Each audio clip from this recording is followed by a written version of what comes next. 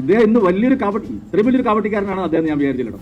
ഞാൻ BJP ഇതര മുഖ്യമന്ത്രിമാരുമായിട്ടൊക്കെ സംസാരിച്ചു. എന്ത് അവിടേക്ക് ഇത് നടപ്പാക്കാൻ തുടങ്ങിയിട്ട് കാലത്രയായി സുഹൃത്തെ.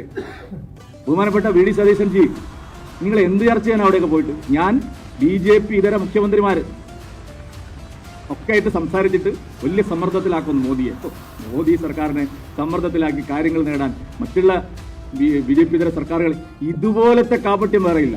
പച്ചക്കള്ളമാണ്, ഒന്നും നടക്കില്ല. ഇതൊക്കെ വെറുതെ പറയുന്നതാണ്. ഇതിനൊന്നും ഒരു അടിസ്ഥാനമേ ഇല്ല. കാരണം അവിടെയെല്ലാം PM3 നടപ്പായിട്ട് 2-3 വർഷം കഴിഞ്ഞു. കുട്ടികളൊക്കെ നല്ല തടിച്ച് ഉഷാറായിട്ട് പോവുകയാണ്. ഇവിടെ ഉച്ചക്കഞ്ഞിക്കുള്ള വകുപ്പില്ല, രക്ഷിതാക്കളാണ്, പാരന്റ് ടീച്ചേഴ്സ് അസോസിയേഷനാണ്, മറ്റു പല മഹാഭൂരിപക്ഷ സ്കൂളുകളിലും കഞ്ഞിയും പയറും കൊടുക്കുന്നത്. നല്ല ഒന്നാം തരം പോഷകാഹാരം കൊടുക്കാനുള്ള അവസരം കയ്യിലുണ്ടായിട്ട് അത് കളഞ്ഞു കൊടുത്തിട്ട് ഞാൻ BJP ഇതര മുഖ്യമന്ത്രിമാരെ കണ്ട ഒരു കോർഡിനേഷൻ ഉണ്ടാക്കും.